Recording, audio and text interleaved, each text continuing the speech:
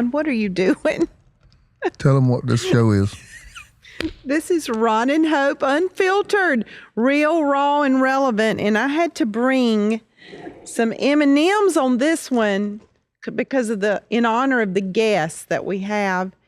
Normally I would have chocolate chip cookies right here because when we talk about hard topics, we got to eat. We do? Yeah. Was that one of her rules? Yeah. When you got to dig into painful there. things and hard things, you need a little break. You need a reward. I think you got special treatment. I think I did. While you were there. I don't remember the chocolate chip cookie. You don't? Mm-mm. I remember going outside and looking at horses. Well, I didn't know what else to do. I just went and looked at horses. Tell them who we are. We're real. Raw and relevant. This is Ron and Hope, Unfiltered. Ron and Hope, I'm real, so Ron glad that you guys are joining us, whether it's your first time or, you're just like family now. You know that we just tell it like it is, and we tell the truth, and we shame the devil, and we talk about hard topics.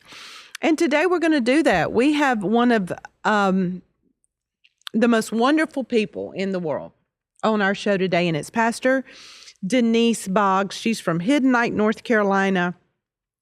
But goodness gracious. You can't find Hiddenite, North Carolina, because it's hidden. It's hidden, that's right. And the Lord hid it so that you could go there and hide when you need to. It's the secret place of the Most High. Secret place, that's right. But we are so glad to have her because Pastor Lee and Denise have been in our life for a long time. But they've been there at critical times in our life, some of the toughest times in our life. And I even went to live at their place, at their lodge, at their house where they live. It was about 6 months you lived solely there, wasn't it? If I remember right. And then after that, it was like 2 months, two weeks, back and forth. And so you know the ministry there, you know the people intimately, and yes, they and made they a great have investment helped us. in our life. Yeah, they made a great investment. They helped save our life. I mean, literally, they will forever be a part of our story as to why we are here today. Yep. Married and in love. We had a time where things started crumbling, things started falling apart around us. And like everybody, we're not exempted because we have Reverend in front of our name. Like everybody, you never thought you'd end up there. You say, how in the world did I get here? How is this happening? And you're not prepared to rebuild because nobody gets married and says, man, I want my marriage to end in tragedy. Right. I mean, nobody does that, right. And but the fact is, there's little unseen, hidden things that we bring into our relationship, if not properly processed and dealt with, and brought to a place at the cross. Yeah, it just continues to grow until what could have been a little thing at one season in life becomes your world falling apart in another one. And we're broken. We're all broken. Right. We are all broken people. And then you end up marrying another broken person. Yeah. And everything starts being triggered. And then, you just say, why am I feeling this way? Why do I say these things? What's going on in my life? Oh, I just think I'll pack up and leave. I don't like you. And we never deal with our pain and our issues and what's really going on. And then we just go and do it again and again and again. Right. Because what's not healed is repeated. Yeah. And so the long and short of it is, I would like, I know this would usually be your thing. I'm going to let you and Pastor Denise probably go back and forth since y'all have really such camaraderie, because even since then y'all spent many, many hours together, ministered together. But I just wanted to talk about the broad scope and bring her in and just let her speak to it of people struggling with understanding that period. May I speak to that, Denise? Yes. Give me about 2 or 3 minutes. Yes, Pastor Denise. Please. Yes. I think there are two extremes. Number one, there's people that don't know anything's wrong, so they don't know that they need to go anywhere and don't know there's anywhere to go. We've talked about that many times. They just don't know, because I was in that group. Yeah. I was in that group. I thought, seeing what my other friends were being raised in, I thought my home was angelic. Yeah. And but didn't understand the fact until in my 40s. I didn't understand the fact, all the deficiencies that were in my home. Great people did the best they could, but deficiencies in my home and how they had affected me. That was your normal. Yeah. To So me, you didn't know to me, that I was grateful. anything was and, wrong with it. Yeah, I was grateful and blessed, and seeing what my other friends lived in. I'm like, man, God's been good to me. I got it made. And then you got the other extreme, the extreme where anything that deals with the soulish realm is unnecessary because you should be able to take care of it at an altar. Yeah. And I was also a part of that extreme where there was no mind, no thought given to anything pastoral care, counseling, ministries of deliverance and healing, those things. In fact, not only were they not heard of, they were not even concepts in my mind. No. I remember the first time somebody came to our church and said something about I need inner healing. I didn't want to act dumb, but I didn't know what they were talking about. Or we thought, those are the crazy people. Yeah.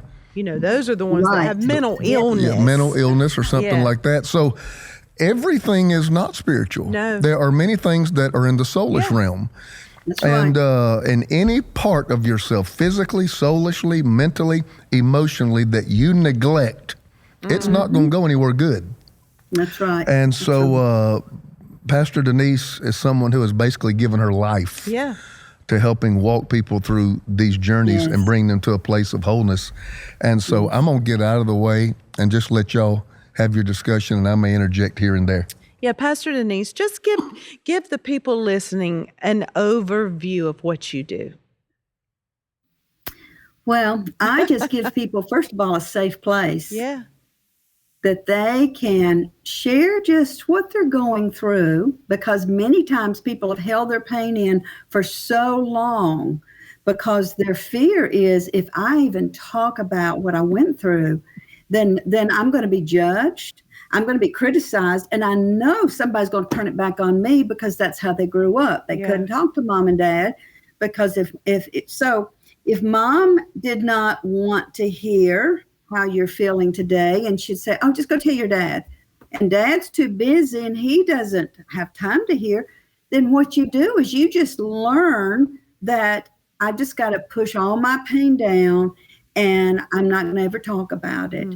And we call that the don't talk family. They just don't talk about painful things that happen. And every family experiences painful things that need to be talked about. The children need to be able to say how something affected them when they had to move abruptly, or maybe mom was breaking down, and how did that affect you? So I just, first of all, the first thing is a person has to feel safe in order to share how they feel. And I think it's so cool how you do it. You do it in a home. You invite people into your home. No, it's not an office. Because I remember you've said to so many people, you said, we're hurt in a home.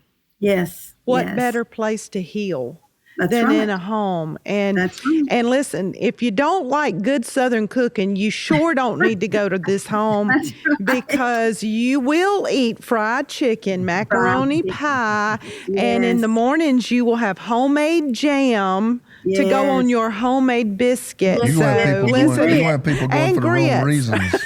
They're going to be going for the wrong reasons. I know. I want to go back just for that buffet, reason. I know. But it is such a special place because you just kind of walk in and arms are put around you, like you are welcomed at grandma's house, and you just go in and got these beautiful rooms. And I just remember laying in those beds with those quilts and just processing. It's just such a safe place to go there where you feel like you are being heard because you're sitting there listening eye to eye.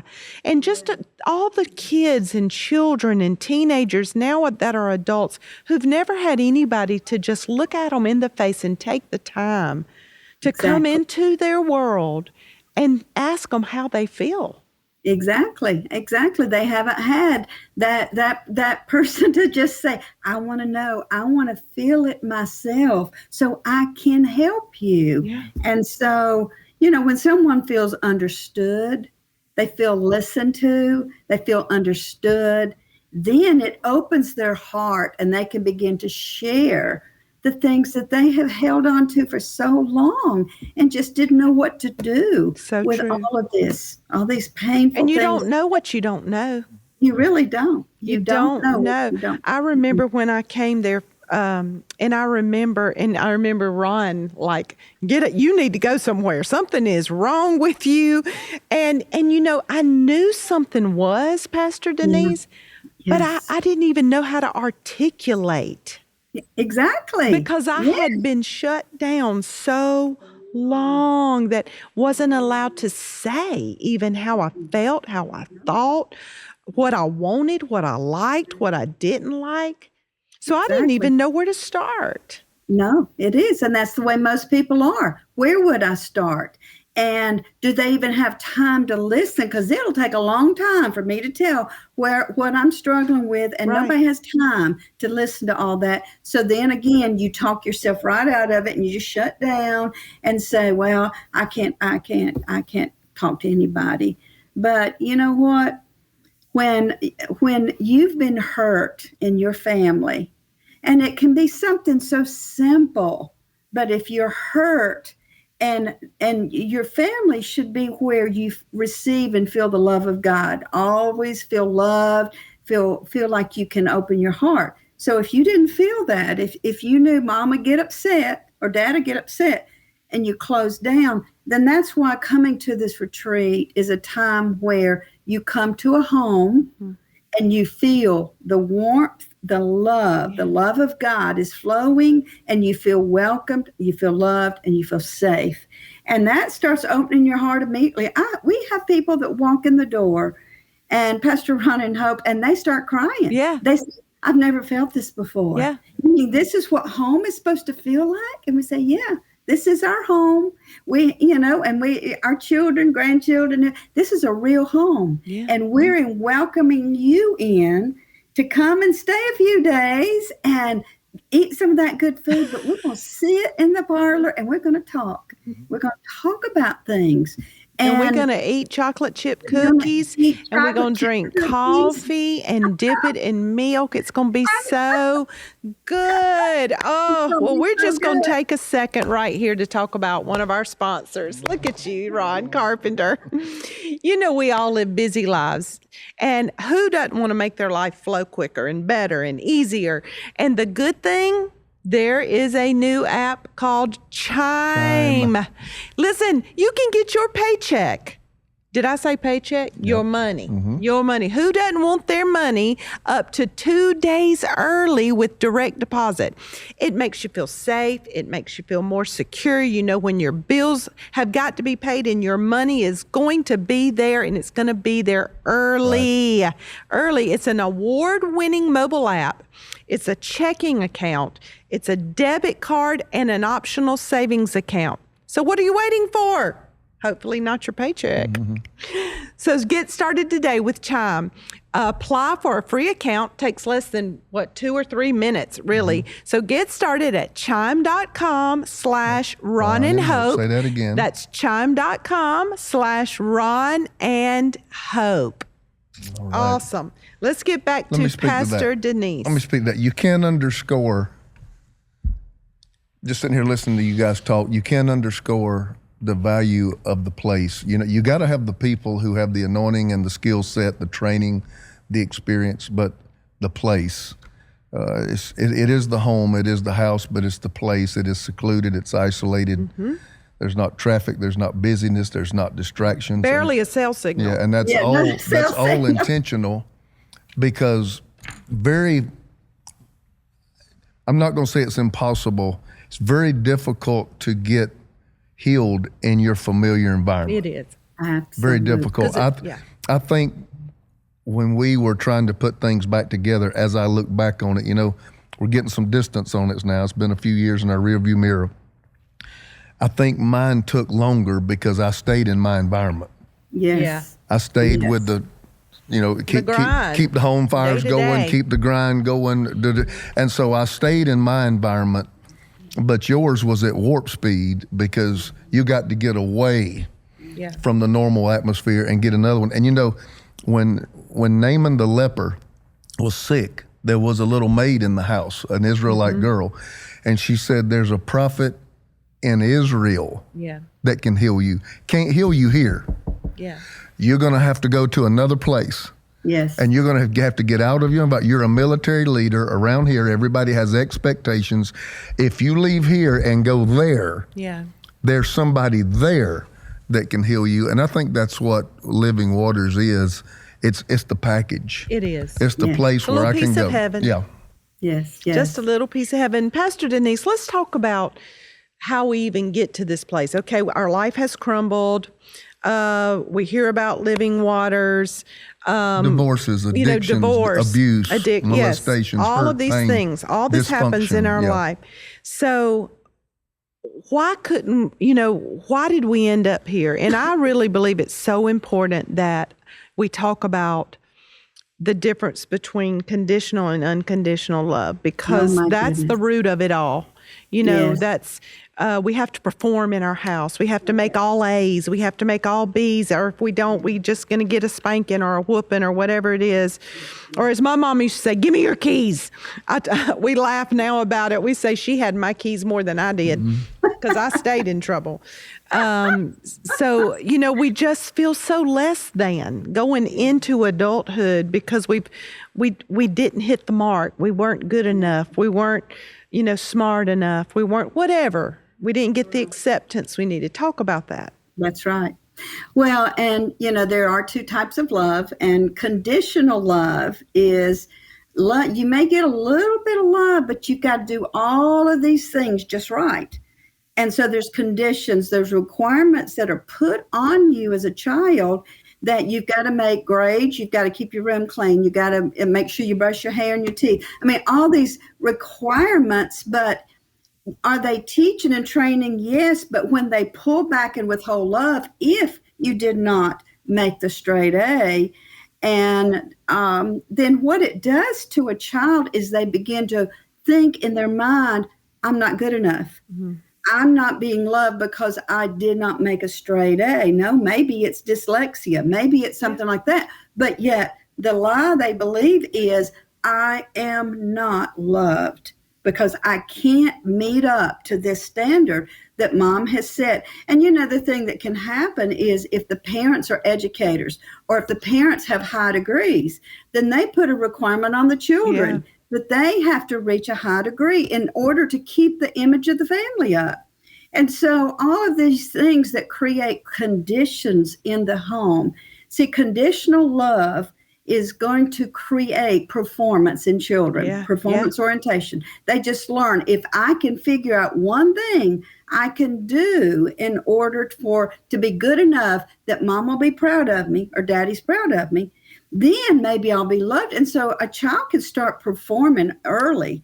Then in teenage years, if they can, try out for sports and do better. And so it puts them in this vicious drivenness to try to perform for love. The thing is, though, God's love is unconditional. Yes. His love is a river that flows and it doesn't stop. It is a continual flow of his love. We do not have to work to earn his love, to be good enough for him to love us. No. And so, but see, conditional love programs people that they think that's the way God is. I've got to read so many chapters in my Bible, and those little envelopes when I used to go to the church, and they have these little envelopes, you have to check. Did I give my money? Did I go visit? Did I invite somebody to church? Yeah. Did I? So even that sets it up that it's performance Goodness. based. You got to just do all these things in order to be good enough for God to love you. So you walk around or sit in those pews and you still feel that same feeling of, I'm not good enough. Yeah. I cannot be blessed like Pastor Ron and Hope are blessed because God doesn't love me because look at how I've messed up. So conditional love in the home sets you up into adulthood to live a life of performance. And we take that into our relationships. Yes, you do. Take it right from our mom and daddy's house into the one we're dating, into the one we're marrying. And nothing is ever real and nothing is ever fulfilled. You're always performing. Yes. Everybody's always performing. And so you don't have a authentic relationship. Yeah. Performance depletes you. Yes. It does. Performance depletes you. And there's some people, I'm so tired, I'm so burned out, and don't know what the culprit is because their schedule hadn't changed in 10 years, but Exactly. why am I so depleted? It's the performance orientation keeps you on a treadmill. The word likened it to the law, the curse of the law. I always tell people, I say, what's the curse of the law? The curse of the law is nobody could keep it. Exactly. And they had to perform, and it keeps you on the treadmill of trying to appease a God. And every culture has a God that they try to appease or try to satisfy. But we got to understand, to Christians, Jesus satisfied God. Yes, he did. Exactly. And I'm in him. Yeah. Exactly. I'm in him. So that changes everything. It does. And that's where we are different than everybody. That's right. Yes. So how do we break I got a this in question. our family? Go ahead. Can I ask mine first? Yeah. If a person walked into Living Waters for a retreat, what should they expect? Let me interject. Let me tell you where this is coming from. We got somebody from our church that's getting ready to come. And I said, really, that's good? He said, yeah. He said, I'm scared to death. He said, I'm scared. And I just thought when we got here today, I'm like, I'm just going to let her give them a preface of this is what you could expect if you come to one of our retreats. Now, go ahead. Yeah. And when you walk in the door, you're going to smell food cooking because we're getting ready for dinner. Right. So you're going to smell the good smells. You're going to see smiling faces. You're going to feel, welcomed. But the thing is that you are going to feel safe. Even when we have our first session that first night, is that you're going to feel safe even to share how are you, when you came, how are you feeling tonight? Well, I'm a little scared. Okay, that's okay. Because other people are being honest. People just start opening up to begin with. Honesty is the whole key. It is. Because honesty lets you hear somebody else being honest, then that lets you be honest, and then that lets them be honest. Transparency breeds transparency. It just keeps coming down. But that didn't happen when you were growing up, because remember, you can't be honest. And what happens in this family stays in this family. So that teaches you to, we don't talk, we don't tell, we don't say. That's right. Yeah. You close your mouth and you close down and shut down and you walk up, you walk like you got shame on you. I know everybody's thinking something bad about me. And so, it is so sad to see how this has affected people, because what it does is when the very one that you are looking to love you as a child, mom or dad, either one, when their actions or their words do not communicate love, you begin to close your heart. You do. And when you start closing your heart, because it hurts when mama's yelling, you close your heart. But what it does is, because you close up, it begins to create a little hard place in your heart. And we know now, Matthew 13 says, stones can form in the heart. Yeah. And it's where your heart is not open to receive love. And that starts as children. Yeah. And then you start recognizing it in the teenage years, because now stone after stone has formed, and there's a wall around the heart, and they don't want to hear anything you've got to say, mom and dad, because they've closed their heart. They don't hear you. Yeah. And so by the time someone comes to a Heal in the Heart retreat, we start, just helping them to see and identify that first time that they were yelled at, how they felt, and did they take on a stone? It's like, yeah, I did. A stone formed in my heart. I remember when my dad left when I was 9 years old. I remember just saying, I don't want to feel, I don't even want to see my daddy anymore. I could remember feeling so angry at him and just closing my heart to him. And I had no idea that I was creating stones in my heart and every time I would think about him, I'd feel angry and I'd feel hurt. Yeah. But I didn't know what to do with all that pain. And then you don't feel it all. You'll eventually stop feeling. You do. Because your heart is so hard. You're numb. You're You numb. don't feel anything. Yeah. You can do anything, and you don't feel it. You're Yeah. numb. So that's how people will say, how are they living like that? How are they so far in sin and still go to church? They're numb.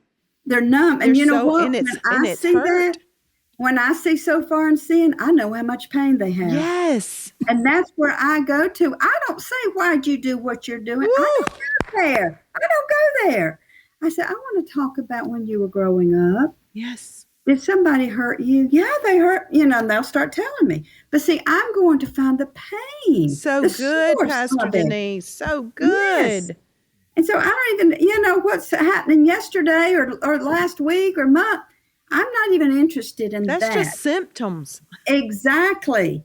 I'm going to get to the root of it and what caused their heart to close up and they become so numb. So good. That's what we do.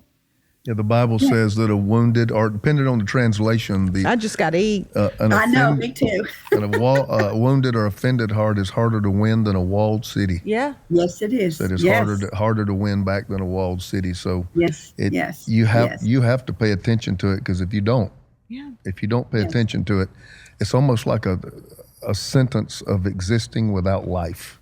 Yes, it is. I've been there. You just get up every day, but there's no Zoe life to it that you get to enjoy and live abundantly. But I am a living testimony. Yes, you are. For those of you who are listening, I lived that life where my heart was so closed off that I was living in sin and doing things that people would look at me to question, how could she be? And I would even ask myself, how could I? Yeah. And I had no idea that it was just hurt after hurt and pain and pain and pain and pain. And I was looking for the living water that only Jesus can fill. That's only right. Jesus satisfies the longings of our soul. And we go to all these different places trying to get a little relief. And only Jesus can do it. And he promises us, Pastor Denise, that he will take that heart of stone and he will give us a heart of flesh. Yes, brand new heart. That heart we that can feel. You can feel. That's what a heart of flesh is. Yes. Yes. Ezekiel 36:26. It's a heart that can feel. And so, because you can't feel even the love of God when you're you can't. And so I remember times standing in church and I knew it was a good service. I saw other people crying and I'd raise my hands, but they felt like bricks. And I wanted to cry, but nothing would come. And I know there's people listening to us right now who have been in church, who have been in service after service after service after service. And they look around at everybody else and they wish that they had the joy, that they had the experience other people are having. Pastor Denise encouraged them that it's not too late. No, it is not too late. Because you know what? If you would just say, yes, Lord, I want this healing in my heart. I know my heart's closed and hardened. I need the healing. And if you will ask, he will, because he says he will heal the brokenhearted. Jesus said, I came, Luke 14, said, I came for you. I came for you. Yeah. To heal your broken heart and set the captive free, to set you free from that pain. He will set you free. But you need to find a safe place where you can start working to release it, okay? Because even just sitting on your own by yourself, what happens is you just get shut down because it seems overwhelming. Yeah. And so you need somebody to help shepherd your soul, to help walk alongside you, to be able to release it, okay? And as you release it, you'll feel immediately with the first stone that you release, the first pain that you recognize and you release, you will start feeling that release. And so I just want to encourage you, it doesn't matter how old you are. We have people coming to our retreats that are great grandmas. I mean, we have young and old coming, and it's amazing just to watch. as their hearts are healed, and they look different. By the time I've seen people, but they walk in the door and they're just all bent down. By the time they leave, their head is back up and their heart, their face is glowing because they've released pain that they carried so long. Yeah. It does. It weights you down. It weights you does. down. And you know, a lot of people don't talk about it. No. Because there's so much shame associated with, you know, because you got the spanking growing up when you did wrong. You got on restriction. You got called the names. But here we are.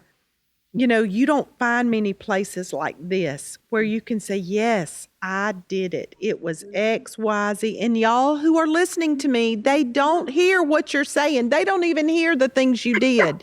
They're just really wanting to get in there and get to the pain. I know. We really don't. And it's because somebody come back and said, do you remember when I came 2 years ago and I said such and such?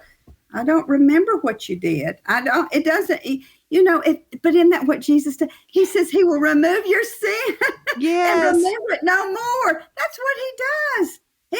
I experienced that. That's the love of God. Yeah. He doesn't. So that's exactly because yes, I'm hearing people talk and they're releasing it, but as they're receiving their healing, it's removed as far as the east is from the west. So beautiful. I love it. The living water of God. Yes. He's loving you. Yes. These are mostly cycles in people's life. These are repetitive. Cycles are very difficult to break. Yes. Seeds create cycles. There's usually an event that sows the seed. Yeah. And if I plant orange seeds out in my backyard, give it 20 years, I'm gonna have an orange grove. And that's the way it works. So something planted a seed somewhere. Now there's a cycle that comes around and visits them every so often. And I think it's very important for maybe the hearers to hear, you know, Jesus didn't chastise the woman at the well for her lifestyle. No. But he went straight to her pain. Yeah. He went straight to her pain. She was sitting there. She was going back and forth with him. Sir, the well's deep. You have nothing to draw with. You Jews don't even talk to us Samaritans unless you want some. I mean, she just, nah. Jesus knew he was getting nowhere. He said, go call your husband. That's right. When he went there and he said, you've answered right that you don't have one. You've had 5 and the one you're living with is not yours. He went straight to her pain. Abusive, broken relationships. Yeah. Yes. And basically he told her, he said, if you don't change the water you're drinking, I hope you like this place because you're going to be coming to it the rest of your life. Yeah. And I want to ask some people, I know this isn't an altar call, but do you want to live that way the rest of your life? Because God doesn't want you to. No. And we don't want you to. You don't have to. I know Living Waters don't want you to. And the fact is, you need somebody to help you switch wells. You got to drink from another source, and you got to drink from a living source, not a dying source. Yeah. She kept going to men for what only God could give. Yeah. That's right. And one thing's that living water, I love the water, the living water does, is help you turn away from the well that depletes you and move to the well that satisfies. Yeah. Absolutely. And when you begin to get a satisfied heart, I don't know that there is any greater quality of life than a heart that has been fully touched, satisfied by the love of God, by the new well. Yeah. And Jesus knew that. He told her, he said, if you drink from this, he said, your longing will leave. Yeah. That's right. But if you don't know what you're missing here, you're going to be doing this till you die. And you know what we do when we're empty, when we have a stony heart, when we're broken, depleted, we look to people to satisfy. Right. Yeah. And I'll never forget what you told me and Ron, Pastor Denise. You said, when you get this real living water, when you really taste this acceptance and unconditional love of God, you ain't going to look to him to give you anything. If he never gave you attention, if he never told you you were pretty, you're still fine. You're just fine. Because you got everything you need. I'm not looking to you to make me feel loved. I'm so healed that you can backwash M&Ms in my water and I don't even get mad no more. You're not even. That's how healed I am. That's healed. I don't backwash, number one. I need another water. I can't drink No. this backwash. Goodness gracious. So, Pastor Denise, if people are listening to us and they'll say, well, how do I know if I need to initiate inner healing or go to Living Waters or go to a retreat? I love how we say when we teach the class and when you teach the class, if there is a tone, there's a stone. What does that mean? If there is a tone, there's a stone. What does that mean? Explain what that is. I haven't heard that one. Okay, I missed that one. Oh, that's the big one. That's a big one. Yeah, because if you're talking in conversation, all of a sudden your voice tone changes. I told you I'm not going to do that ever again. I told you I'm not going. If your voice tone changes, there's a stone. Yeah. You're literally, medically. Yeah. Your tone of voice, I can tell many times by people's tone of voice, will reflect the condition of your heart. Yeah. Okay? And so if your voice tone changes as you're talking, like if somebody says, oh, have you seen Sister so-and-so in a while? You say, no, I hadn't seen her. Mm-hmm. No, I don't want to see her. And I don't want to see her. I don't want to see her. But see, the tone of your voice changes. So if there is a tone, so everybody listening, yes, you just begin to notice when your tone changes, okay? When you're in conversation with your spouse, what trigger, and you get triggered, your tone will change. Your tone of voice, that's indicating there is a stone, which means something painful happened to you earlier in your life, in childhood, that really hurt you, and now it just closed up that area of your heart. Yeah, or like if you're going out the door, the wife's going out to get groceries, the husband says, well, when you coming back, what time should I expect you? He really just wants to know, well, do I have to answer to you? I'm just going to get groceries. See, change that tone. That's a tone. Why do I have to, why do you always asking everywhere I go? And that's just fruit. Tone. All that's fruit. It's just fruit. Showing what's really down here in the root, that we have a root problem. So we got to be healed by the root. Exactly. You got to go to the root of it, where it originated. Because growing up, maybe the mama always would question every place you went, everything you went, and accuse you. Accuse you. But then you closed your heart to mom because she's always accusing. So it has to do something. And look, we're not dishonoring parents. You can't honor your mother and father until you forgive them. Oh, that's so good. You can't. And so as you are forgiving them, they did the best they could parenting. Yeah. But as you're forgiving them, it opens your heart and you can really love them. You love them. Yes. The love of God then pours out to them, and you're honoring them more than you could have ever honored them, holding on to all this stuff that they did before. And in my life, it's true. Yeah. You've watched it with your own eyes. Yes, You've seen me come to you broken. We dig out the pain and figure out back when I was little and all this and all the hurt and pain. You've watched me and my mom and dad go through restoration. And now I love being with my mom and dad. I love being with them. Doesn't that show you? It's amazing. The love of God. It works. If people would just just say, I want my family restored like that. Yes, well, it can be. It can be. It can be. Y'all listening, we can't I could talk about this subject for hours and hours and hours. We could just go on and go on and go on and go on, but we can't do it here on the podcast. But we have somewhere we can offer you healing. We do Healing the Heart classes. These are Pastor Lee and Denise's classes here at Redemption. We do them Redemption East, Redemption West. Pastor Lee and Denise have their own ministry there in Hiddenite, North Carolina, where they do Healing the Heart retreats. They do marriage retreats, Esther retreats, men's retreats, pastors retreats, all on their website, livingwatersministry.com. It's right here. We're showing you all the information. But if you need something quickly, you say, I just need some help. We're doing an intensive 2-day intensive retreat right here at Redemption West in San Jose, California, with Pastor Denise Boggs on the presence. It's going to be amazing. And so you just need to go to myredemption.cc. We got the information there. We want you to be free. We really, really do. I've lived on the other side. I've lived where I wasn't free.